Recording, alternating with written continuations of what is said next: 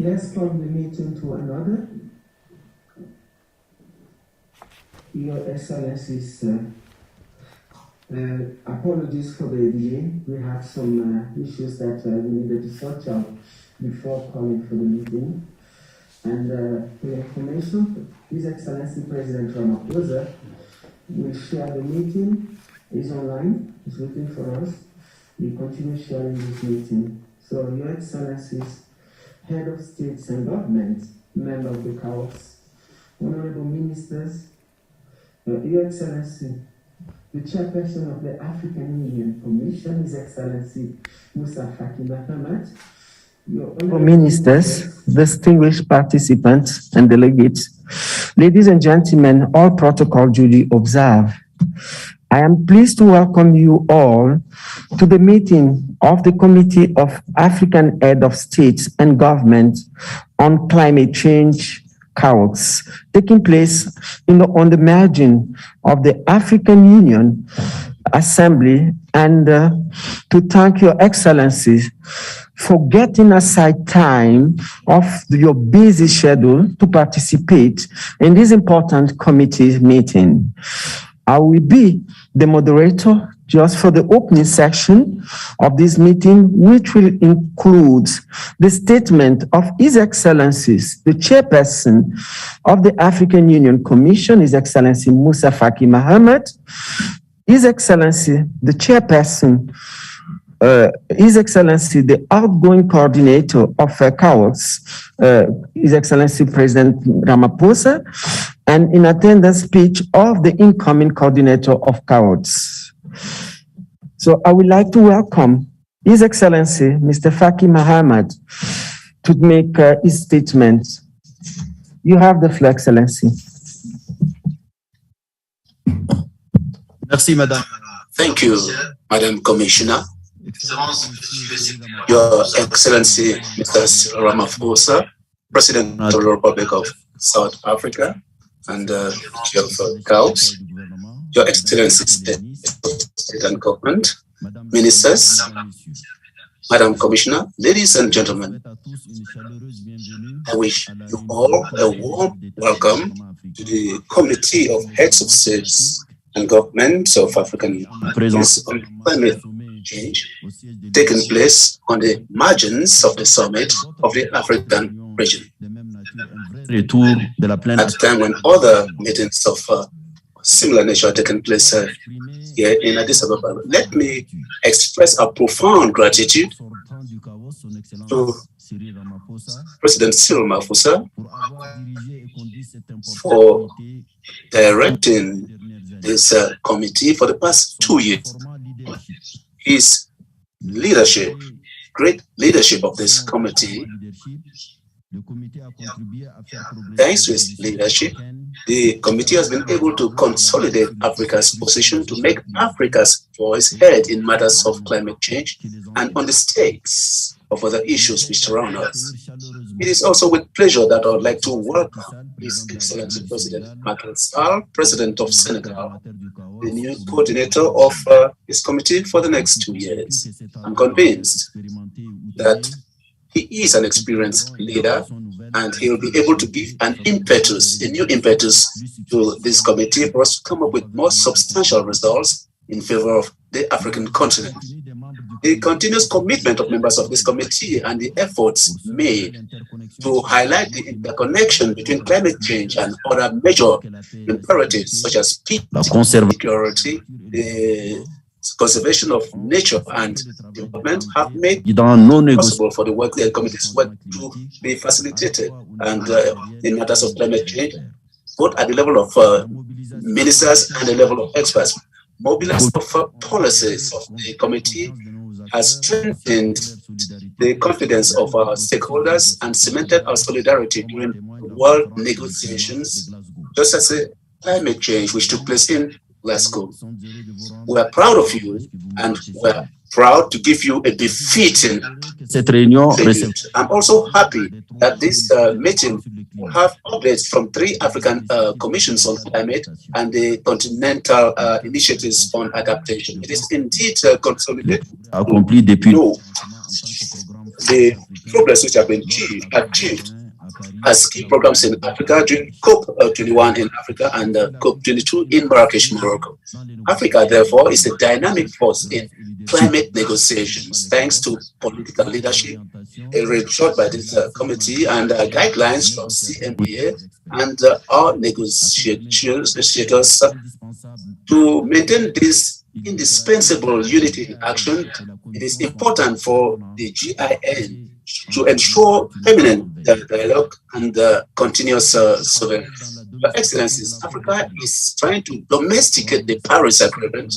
As we're all aware, the Paris Agreement has an ambitious objective, accepting to maintain the increase of world temperature below 2 degrees Celsius et de poursuivre les efforts pour limiter l'augmentation de la température à 1,5 degré au-dessus des niveaux pré-industriels.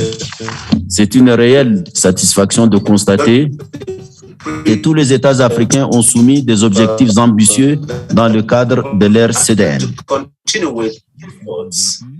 To maintain temperature and convince that with financial and technical support, members will be on the right path to respect their obligations and commitments within the framework of the Paris Agreement.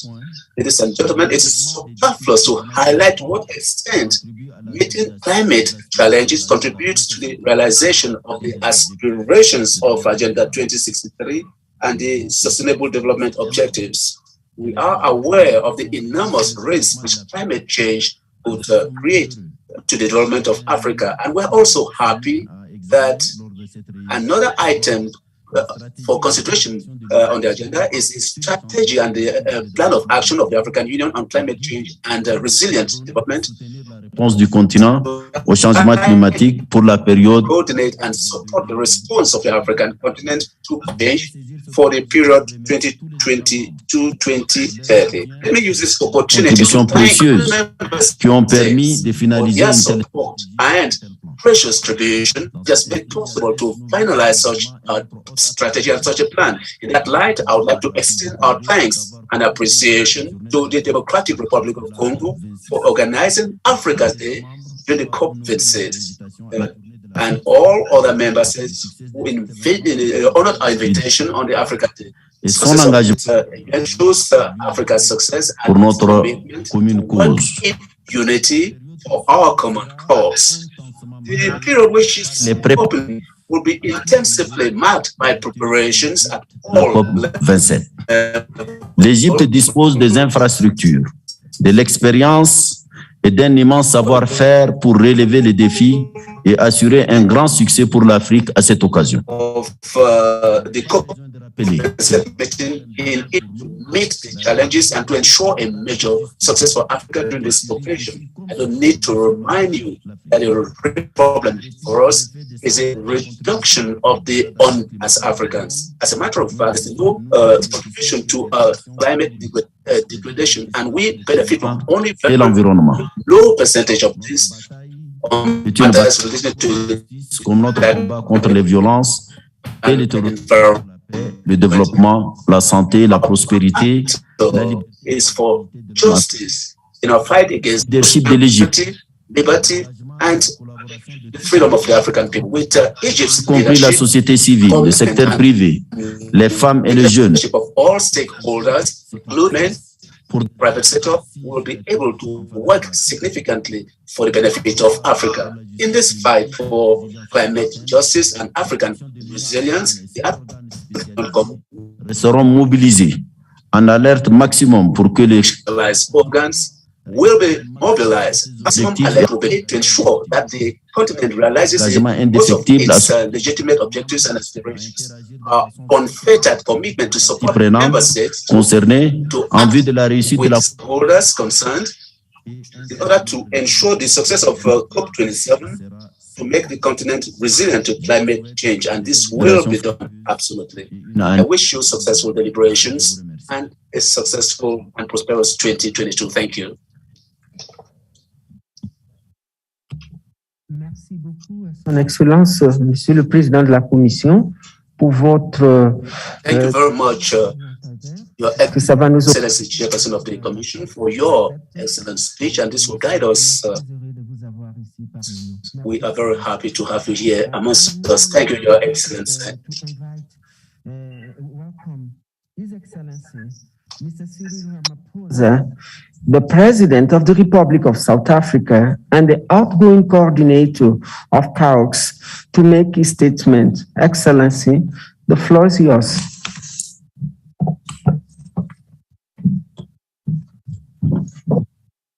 Your Excellencies, and in his absence, His Excellency, President Macky Sall, President of the Republic of Senegal, as well as incoming Chairperson of CAOSOC,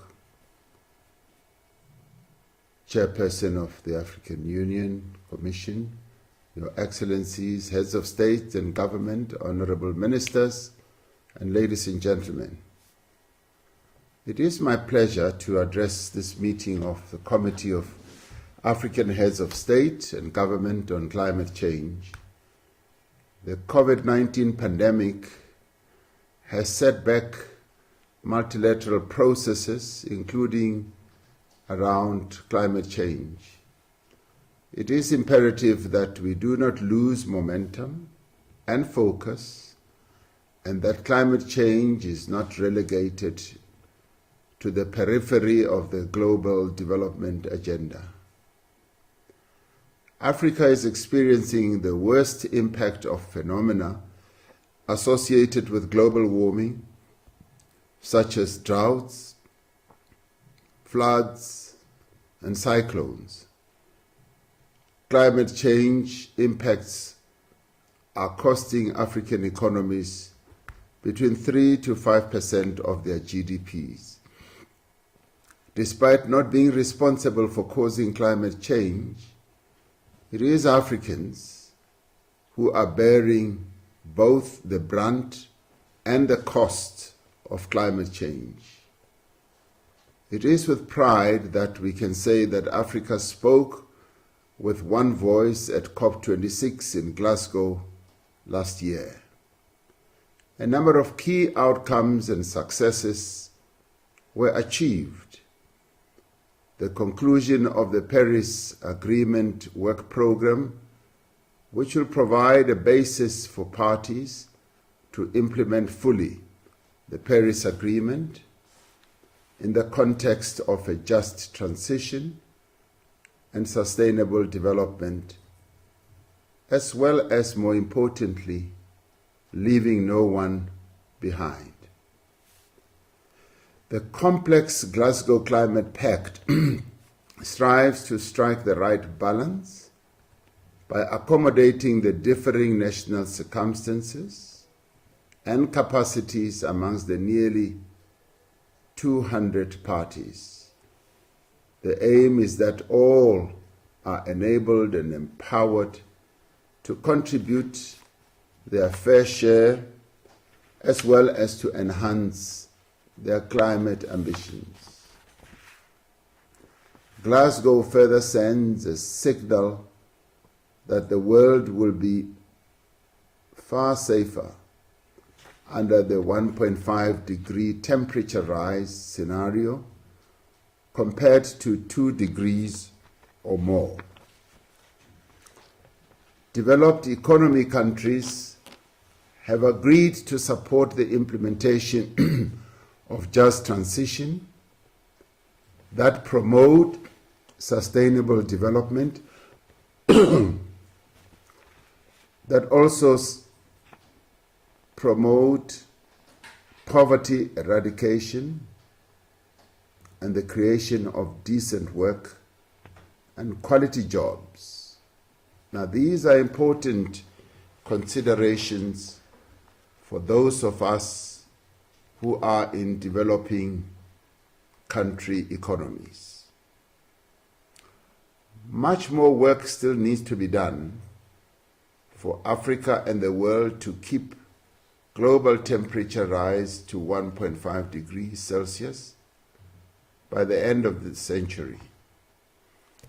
It is still of concern that the necessary financial flows to enable developing economy countries, in particular, to mitigate and adapt to the impacts of climate change remain vastly inadequate. Africa's special needs and circumstances need to be recognized globally because of our natural resource-based economies and owing to high levels of poverty, unemployment, and underdevelopment. Such a decision will unlock the necessary financial flows to our continent as we embark on just transitions towards low-carbon futures. As we prepare for the UN Framework Convention on Climate Change, COP27, which will take place in the Arab Republic of Egypt in November, Africa must once more speak with one voice, expressing our unwavering support for the implementation of the UNFCCC and the Paris Agreement, and for the primacy of multilateralism. COP26 recognizes our right to develop our own development pathways towards shared global objectives based on our national circumstances and the guiding principles of UNFCCC. Foremost amongst them is equity and the principle of common but differentiated responsibilities and respective capabilities. It is important that this should be recognized and accepted. We must promote and defend this, as well as the right of all African and other developing countries to support in the form of finance, technology, and capacity building. A one-size-fits-all approach to complex issues such as transition from fossil fuels that disregards the realities on the ground in Africa will simply not work. And it is neither just nor equitable. To achieve the expected results for Africa at COP27, it is imperative that we develop a strong and well-coordinated common African position, and that we formulate a set of robust, powerful, key messages that encapsulate Africa's aspirations unambiguously. Most importantly, we must continue to work together in the spirit of unity and solidarity, a spirit of unity and solidarity that has always underpinned our way of work and our approach to global issues. Your Excellency, the President Macky Sall, who is the incoming coordinator of our committee, and President Abdel Fattah el-Sisi of the Arab Republic of Egypt, I'd like them to be assured of South Africa's continued full support as we work together to achieve a successful African COP. And I wish to take this opportunity to highlight some of the achievements mentioned in this report, namely the finalization of the African Climate Change and Resilient Development Strategy and Action Plan 2022 to 2032 that will be launched during this meeting. It provides a broad outline for a harmonized and coordinated set of actions to respond to the impacts of climate change, as well as to plan for the continent's low emission and climate resilient future. Secondly, work that has been done on advancing the African Adaptation Initiative. The African Adaptation Initiative has successfully evolved into a promising vehicle for achieving transformative adaptation results for African countries. Thirdly, the program of work of the Africa Renewable Energy Initiative has continued. This is a transformative and, importantly, an Africa-led effort to accelerate and scale up harnessing the continent's huge renewable energy potential. And fourth, the outcomes of the engagement and progress on resource mobilization for Africa's climate programs by the 3 climate commissions, as well as planned activities. And fifthly, the report includes the African Green Stimulus Program, as well as the African Union Green Recovery Action Plan. These plans were developed during the past 2 years and seek to harness the opportunities that a green recovery of the continent can deliver. Excellencies and colleagues, South Africa's term as coordinator of HoSG has now come to a close, and I wish to take this opportunity to express my appreciation and gratitude to both the African Group of Negotiators on Climate Change and the African Ministerial Conference on the Environment for their hard work. They worked very hard and developed the common African position on climate change ahead of COP26 and promoted and defended Africa's interests at the global climate change negotiations. So our continent was well represented, it was at the table, and we had a clear message to put across. This sterling work will have an impact for generations to come. The nations of the world can only address the global climate change crisis by working together. All parties should honor their undertakings and commitments and base their climate actions and policies on latest available science. They should furthermore respect the UNFCCC's guiding principles. It is now my honor to hand over the chairship of the Committee of African Heads of State and Government on Climate Change to His Excellency, President Macky Sall, President of the Republic of Senegal. I thank you all.